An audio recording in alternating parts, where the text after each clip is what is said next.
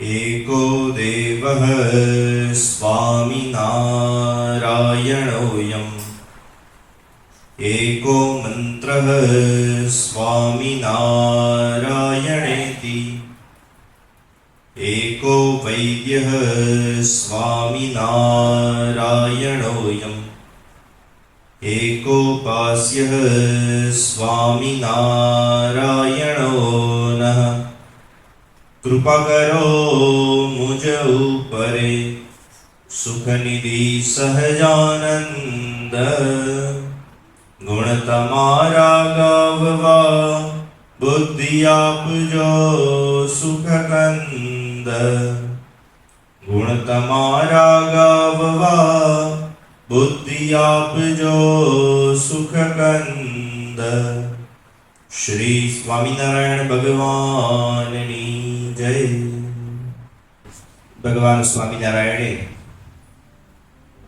ગઢપુરની અંદર નિવાસ કરીને રહેલા એવા દાદા ખાચરના બંને બહેનો જયાબા અને લલિતાબા એમને વદ પક્ષ અને સુદ પક્ષ એમ ભાગ પાડીને આપી દીધા છે અને રસોઈની સેવા એ મુખ્યપણે કોણે ક્યારે કરવી એની સ્પષ્ટતા કરી દીધી છે। એટલે હવે ઉત્સવની શરૂઆત થઈ ગઈ। નાના મોટા તમામ ઉત્સવ જ્યારે પણ ઉજવાય એટલે વદ પક્ષની અંદર હોય અને સુદ પક્ષની અંદર હોય તો પોતપોતાની સેવા સમજી અને લલિતાબા તથા જયાબા આ બંને સેવા કરતા। જયાબા અર્થાત જીવુબા એમને સુદ પક્ષની સેવા હતી અને વદ પક્ષની સેવા એ લાડુબાના અર્થે હતી। તો આવી રીતે બંને બહેનો સુંદર રીતે ભગવાન શ્રીહરિને પ્રસન્ન કરવાનું મનની અંદર તાન ધારણ કર્યું છે અને ઉત્તમ પ્રકારની સેવા કરી રહ્યા છે। બીજી તરફ દાદા ખાચર એ ધન લૂંટાવાની અંદર જરાય પણ ક્ષતિ રાખતા નથી। સતત ભગવાન શ્રી પ્રસન્ન થાય, ભગવાનના ભક્તો આવી અને ઉત્સવોનો લાભ પ્રાપ્ત કરે, આનંદ પ્રાપ્ત કરે એના માટે સતત પ્રયત્નશીલ રહે છે, સતત એના માટે ધન ખર્ચી નાખે છે। પોતાની પાસે ધન વધ્યું છે કે નહીં તેનું ધ્યાન પણ રાખતા નથી અને માત્ર બસ ભગવાનના ભક્તો પાછળ અને ભગવાનની પાછળ ધનનો ઉપયોગ કરવો એ જાણે એમનું લક્ષ્ય બની ગયું હોય એવા પ્રકારનું કંઈક વૃતાંત અહીંયા દેખાઈ રહ્યું છે। આવા પ્રકારના સુંદર ઉત્સવોનું આયોજન કરતા સંવત 1873 ના આસો સુદ અને દશમી અર્થાત વિજયાદશમી જેને કહીએ છીએ, દશેરા જેને કહીએ છીએ, એ ઉત્સવ આવ્યો અને આ ઉત્સવ પણ ખૂબ ધામધૂમ પૂર્વક અત્યંત આહલાદની સાથે તમામ હરિભક્તોએ ઉજવ્યો। જયાબાએ એની અંદર રસોઈની સેવા કરી। હવે પાછળ દિવાળીનો સમય આવવાનો હતો। દિવાળી એટલે આપણે સૌ જાણીએ છીએ કે દીપોત્સવી પર્વ। આ દીપોત્સવી પર્વ એ કાંઈ એકાદ દિવસનો નથી હોતો, પરંતુ 5 દિવસોનો સમૂહ એટલે દીપોત્સવ પર્વ છે। એટલે હવે આની અંદર પણ પાછી થોડીક શંકા ઉત્પન્ન થઈ, કારણ કે દીપોત્સવ પર્વની અંદર મુખ્યત્વે આપણે જાણીએ છીએ તેમ ધનતેરસ, કાળી ચૌદસ અને દિવાળી આ બધું વદ પક્ષની અંદર આવે, પરંતુ અન્નકૂટ એટલે કે બેસતું વર્ષ એ અન્નકૂટની શરૂઆત એ સુદ પક્ષની અંદર થાય। નવું વર્ષ બેસે, નવો માસ બેસે અને પડવાનો દિવસ હોય એટલે સુદ પક્ષની અંદર થાય। એટલે ભાગ મુજબ તો જે વદ પક્ષના તહેવારો હતા એની અંદર લાડુબાને લાભ પ્રાપ્ત થવો જોઈએ અને જીવુબાને સુદ પક્ષના તહેવારોનો લાભ પ્રાપ્ત થવો જોઈએ, પરંતુ લાડુબાને સેવા કરવાની અત્યંત ઉત્કંઠાને કારણે તેઓ જીવુબાને જઈને પ્રાર્થના કરે છે કે બહેન, જો તમે અન્નકૂટની સેવાનો લાભ પણ મને આપી દો તો મને ખૂબ આનંદ થશે। ત્યારે જીવુબાએ લાડુબાને કહ્યું કે ભગવાન શ્રી હરિએ આપણને બંનેને અલગ અલગ તહેવારો એની વહેંચણી કરી આપેલી છે અને એ વહેંચણી અનુસાર અન્નકૂટ એ મારા ભાગે આવે છે, તો તમે કેમ મારી પાસે સેવા માંગો છો? ત્યારે લાડુબા એ પોતાની બુદ્ધિ ચાતુર્ય વાપરે છે અને પોતાની મોટી બહેનને કહે છે કે બહેન, નારદજીએ શાસ્ત્રોની અંદર કહેલું છે, હેમાદ્રી ઇત્યાદિ શાસ્ત્રોની અંદર આનું વર્ણન આવે છે કે ધનતેરસ, દિવાળી અને અન્નકૂટ આ ત્રણેય એક જ ઉત્સવ છે. આને અલગ અલગ ના ઉજવવા અને એક જ ઉત્સવ છે એવું જાણી અને એને ઉજવવા, અન્યથા અપરાધ થાય છે, આવું શાસ્ત્રનું વર્ણન છે. માટે બહેન, બે ત્રણ ઉત્સવ હું જાતે ઉજવીશ, હું એની સેવા કરીશ અને એકાદ ઉત્સવ તમે ઉજવશો તો કદાચ આપણાથી અપરાધ થશે. માટે આ બધા જ ઉત્સવ મને ઉજવવાનો લાભ આપો. એટલે જીવુબાએ પણ પ્રસન્નતાથી હા પાડી અને લાડુબાને સેવા બધી આપી દીધી કે અન્નકૂટ ઇત્યાદિની અંદર પણ તમે જ સેવા કરજો. હવે બંને બહેનોએ ભેગા થઈ અને દાદા ખાચર એવા પોતાના ભાઈને વિનંતી કરી કે તમે ભગવાન શ્રી હરિ પાસે જાઓ અને રજા માંગો કે આપણે આ ઉત્સવની તૈયારી કેવી રીતે કરવી, કેવા પ્રમાણની અંદર કરવી અને શું કરવું વગેરેની તમે રજા માંગી આવો. એટલે દાદા ખાચર તત્ક્ષણ ભગવાન શ્રી હરિની પાસે જાય છે અને શ્રીજી મહારાજ સન્મુખ વિનંતી કરે છે કે પ્રભુ, હવે તમે જાણો છો એ પ્રકારે આવનારા દિવસોની અંદર દીપોત્સવી પર્વ આવી રહ્યો છે, દિવાળી, અન્નકૂટ ઇત્યાદિના ઉત્સવો આવી રહ્યા છે. માટે હવે તમે અમને આજ્ઞા આપો જેથી કરી અમે એની તૈયારીઓ શરૂ કરી દઈએ અને તમે અમને એ પણ માર્ગદર્શન કરાવો કે એની અંદર કેવા પ્રકારે ઉજવણી કરવી, કેટલા પ્રમાણમાં ક્યાં ક્યાંથી હરિભક્તો બોલાવા, સંતો બોલાવા વગેરેનું પણ માર્ગદર્શન કરો. એટલે ભગવાન શ્રી પ્રથમ તો દાદા ખાચર ઉપર એટલા બધા પ્રસન્ન નથી થતા અને કહે છે કે દાદા ખાચર, તમે હમણાં થોડા સમય પહેલા ઘણા બધા ઉત્સવો ઉજવી નાખ્યા છે, એની અંદર ઘણું બધું ધન ખર્ચી નાખ્યું છે. આ ઉપરાંત આવનારા થોડાક જ દિવસોમાં પ્રબોધિની એકાદશીનો સમયો પણ આવવાનો છે. શું તમે આ બધી બાબતને નથી જાણતા? અને જાણો છો તો પછી આ પ્રકારની વાત કેમ કરી રહ્યા છો? તમારી પાસે ધન કેટલું છે અને તમે કેટલો ખર્ચ કરી રહ્યા છો, શું એની જાણ અમને નથી? માટે હે દાદા ખાચર, તમે એટલું મનની અંદર ચોક્કસ ધારણ કરજો કે કોઈની પાસેથી ઊંચીનું ધન લાવી અને પછી ધર્મ કાર્ય માટે વાપરવું એ યોગ્ય નથી અને અમને પસંદ પણ નથી. અને જો તમે આ પ્રકારે કરશો તો અમે તમારાથી કુરાજી થઈ જઈશું. આવું શ્રીજી મહારાજે એ વચન દાદા ખાચરને કહ્યું. એટલે પછી દાદા ખાચર સમજી ગયા કે ભગવાન શ્રી હરિનો અભિપ્રાય કેવો છે. પણ છતાંય દાદા ખાચરે વિનંતી કરી કે પ્રભુ, અમારી પાસે જેટલું પણ ધન છે એના અનુસાર તો અમને ઉત્સવ ઉજવવાનો કંઈક આનંદ પ્રાપ્ત કરવા દો, તમારા ભક્તોની સેવાનો કંઈક લાભ અમને મળવા દો. ત્યારે ભગવાન શ્રી હરિએ દાદા ખાચરને આજ્ઞા આપી કે એટલું નિશ્ચિત ધારણ કરજો કે તમારી પાસે જેટલું ધન છે એટલામાં રહીને જ ઉત્સવ ઉજવો અને એનાથી વિશેષ કંઈ એની અંદર ખાસ આયોજનો ન કરવા, જેથી કરી ઉછીના ધન લાવવાનો સમય ન આવે. એવું શ્રીજી મહારાજે પહેલેથી જ દાદા ખાચરને વચન કહી દીધું. દાદા ખાચર પ્રસન્નતાપૂર્વક પોતાની બહેનો પાસે જાય છે. ભગવાન શ્રી હરિએ આપેલા વચન અનુસાર, ભગવાન શ્રી હરિએ આપેલા માર્ગદર્શન અનુસાર લલિતાબા અને જયાબા બંનેને કહે છે કે આ પ્રકારે આપણને ભગવાન શ્રી હરિએ ઉત્સવ ઉજવવાની તૈયારીઓ શરૂ કરવાની કહી દીધી છે. માટે તમે નિશ્ચિત થઈ અને પાકશાળા તૈયાર કરાવો. પાકશાળાની અંદર વિવિધ પ્રકારના ભોજનોની તૈયારીઓ શરૂ કરાવી દો. એટલે બંને બહેનો રાજી થઈ અને તત્ક્ષણ જઈ અને વિવિધ પ્રકારના વ્યંજનો એ બનાવવાની શરૂઆત કરે છે. ગામમાંથી કેટલા હરિભક્તોને બોલાવી અને એમની પાસે પણ સેવા કરાવડાવે છે. કારણ કે એ વખતના સમયની અંદર તો આ રીતે ઓટોમેટિક બધા મશીનોનો જમાનો ન હતો, એટલે બધું હાથેથી કાર્ય કરવું પડતું. જેમ કે ઘઉં દળવા હોય તો હાથેથી જ દળવા પડે, અનાજ સાફ કરવાનું હોય તો એ પણ હાથેથી કરવું પડે, તેલ એને શુદ્ધિ કરવી હોય તો એ પણ હાથેથી જ કરવી પડે. તો આવા પ્રકારના સમયની અંદર ઘણા બધા હરિભક્તોની પણ જરૂર પડે. એટલે સ્ત્રી હરિભક્તોનું મુખ્ય દાયિત્વ આ બંને બહેનો ઉપર હતું અને એ બંને ખૂબ સારામાં સારી રીતે સ્ત્રી હરિભક્તો પાસે સેવા કરાવડાવી અને પાકશાળાની અંદર ઉત્તમ પ્રકારના ભોજનો તૈયાર થાય એની શરૂઆત થઈ ગઈ. બીજી તરફ પુરુષ હરિભક્તોની અંદર પણ પુરુષોની પાકશાળા અલગથી બનાવવામાં આવી. એની અંદર ઉત્તમ પ્રકારના બ્રાહ્મણો અને જે હરિભક્ત છે એવા બ્રાહ્મણોને બોલાવવામાં આવ્યા. એમના દ્વારા સુંદર વ્યંજનો તૈયાર કરાવવામાં આવ્યા.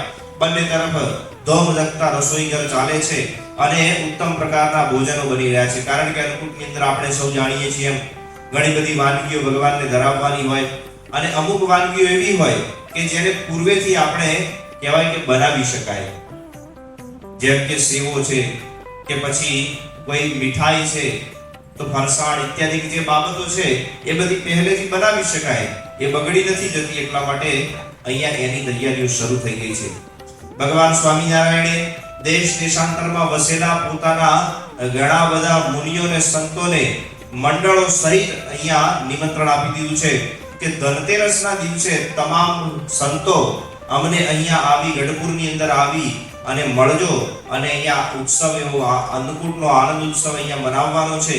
એની અંદર તમે બધા પણ સંમિલિત થજો એમ પોતાના દૂતો પાસે કહેવાય કે સંદેશાઓ એ દેશ દેશાંતરની અંદર મોકલાવ્યા અને સંતો હરિભક્તોને તેડાવ્યા છે. એટલે હવે ધોમધખતી તૈયારીઓ ચાલે છે. બીજી તરફ નિષ્કુળાનંદ સ્વામી ઇત્યાદિ સંતોને તથા લાદા ઠક્કર અને હરજી ઠક્કર આ બંને દાદા ખાચરના મંત્રીઓને ભગવાન શ્રી હરિએ ઉતારાની સેવા આપી છે કે સંતો ભક્તો પધારે એટલે એમને ઉતારો કયા કયા સ્થાનમાં કેવી રીતે કરાવો એની તમામ વ્યવસ્થાની જવાબદારી તમારી છે. અને આ પણ સારામાં સારી રીતે કહેવાય કે આપણા સંતોને અને હરિભક્તોને કહેવાય કે સગવડ પ્રાપ્ત થાય એના માટે તમે પ્રયત્ન કરજો એમ શ્રીજી મહારાજે આ લોકોને સેવાનો અવસર આપ્યો છે. આપણે અત્યારે જાણીએ છીએ કે વર્તમાન કાળની અંદર સમગ્ર સ્વામિનારાયણ સંપ્રદાય અને એમાં વિશેષ કરીને બીએપીએસ સંસ્થા એમાં મેનેજમેન્ટનું ખૂબ મહત્વ છે. મોટા મોટા ઉત્સવો અને સમયાઓ આપણે ત્યાં થાય છે અને એનું ઉત્તમમાં ઉત્તમ પ્રકારનું મેનેજમેન્ટ થાય છે. એનું કારણ શું છે આપણે જાણીએ છીએ. કારણ કે આપણા ભગવાન સ્વામિનારાયણ એ વખતના સમયથી જ સારામાં સારું ઉત્તમ પ્રકારનું સંચાલન કરી જાણતા. ગમે તેટલો મોટો સમયો હોય, ગમે તેટલો મોટો ઉત્સવ હોય, પણ એની અંદર સારામાં સારું ઉત્તમ પ્રકારનું સંચાલન કરવું, કોઈ પણ અગવડતા ઊભી ન થાય, તમામ પ્રકારની સગવડ દરેક નાનામાં નાના હરિભક્ત સુધી પ્રાપ્ત થાય એની કહેવાય કે તકેદારી રાખવામાં આવતી. અને એ બધું જ આપણને વારસાગત મળેલું છે. એ બધું આપણને વારસાની અંદર પ્રાપ્ત થયું છે અને એટલા માટે જ આપણે સારામાં સારી રીતે સંચાલન કરી વર્તમાન કાળની અંદર દુનિયાની અંદર સારામાં સારું સૌથી ઉત્તમ પ્રકારનું મેનેજમેન્ટ કહી શકાય તો એ બીએપીએસ સંસ્થાનું છે.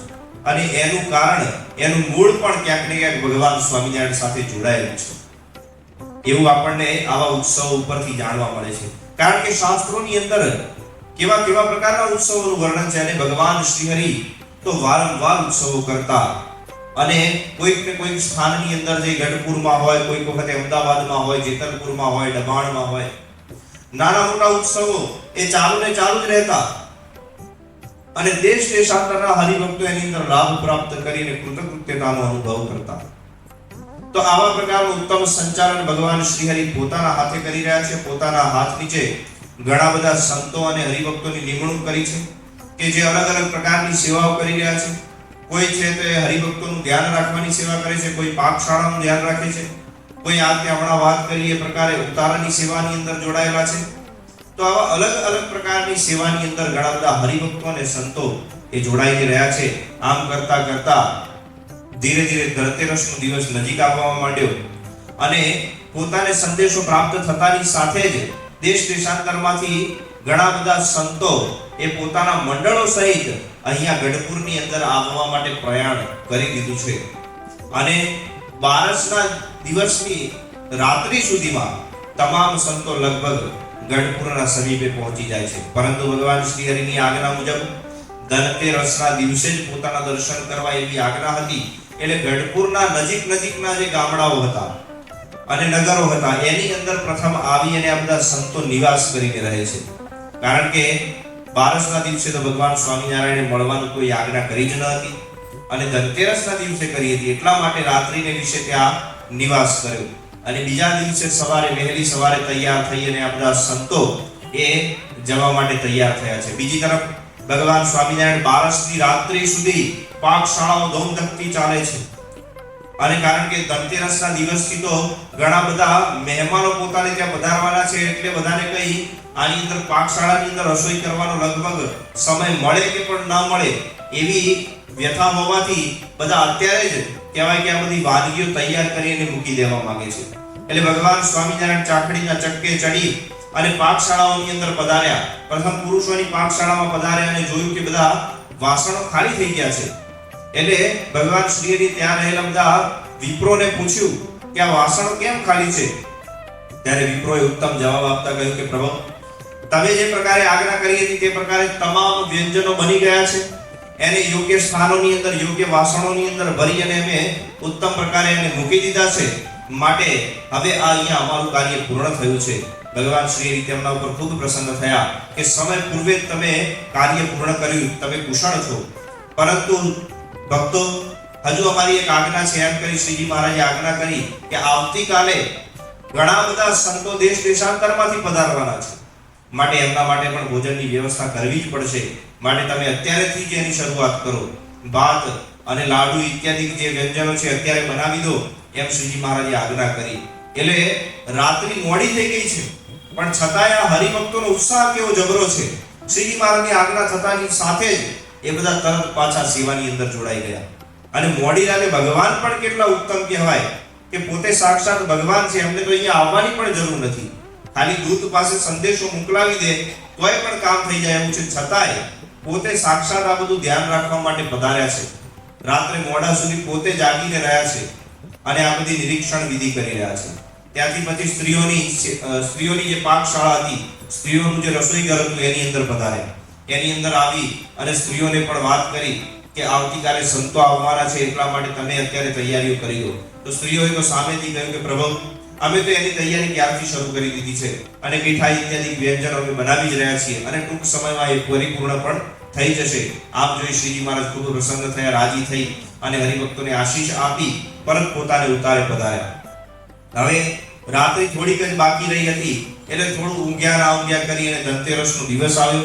અને ધનતેરસના દિવસે ભગવાન સ્વામિનારાયણ એ વહેલી સવારે પોતે પોતાનું નિત્યકર્મ પરવારી અને વિરાજમાન થઈ ગયા છે. અહીંયા ઉપસ્થિત રહેલા ઘણા બધા સંતો અને હરિભક્તો એ પણ તાલાવેલીથી બધા સંતોના મંડળો અને હરિભક્તોની રાહ જોઈ રહ્યા છે કે ક્યારે બધા આવે, એમનું આપણે ઉત્તમ પ્રકારનું સ્વાગત સત્કાર કરી એમને અહીંયા નિવાસ કરાવીએ અને એની રાહ જોઈ રહ્યા છે. અને બીજી તરફ ધનતેરસની વહેલી સવારે જ ભગવાન શ્રી હરિના દર્શનની તાલાવેલીની સાથે આસપાસના નગરોમાં અને ગામોમાં રહેલા ઘણા બધા સંતો એ મંડળો સહિત ત્યાંથી પ્રયાણ કરી અને ગઢપુર તરફ આવવા માટે તત્પર થયા છે.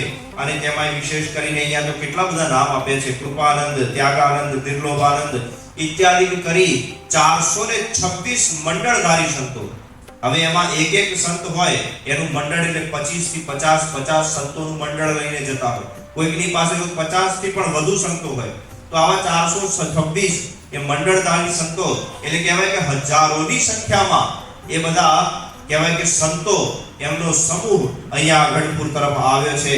અને ભગવાન શ્રી હરિ પ્રસન્ન થઈ ગયા અને હરિભક્તો પણ ઉત્તમ પ્રકારના ઉપચારોથી આ સંતોનું સ્વાગત કરવા માટે તત્પર થયા છે. અને ત્યાર પછી ધનતેરસનો દિવસ કેવો જાય છે, ત્યાર પછી કાળી ચૌદશ, દિવાળી અને અન્નકૂટનો ઉત્સવ કેવો મહા મહોત્સવ થાય છે, એ સમગ્ર ઘટના આપણને જાણવા મળશે કથાના આગળના સત્રની અંદર. ત્યાં સુધી સર્વને જય સ્વામિનારાયણ. સ્વામિનારાયણ નારાયણ નારાયણ,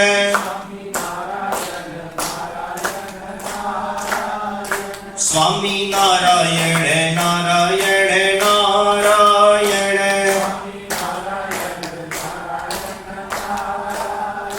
સ્વામિનારાયણ સ્વામિનારાયણ,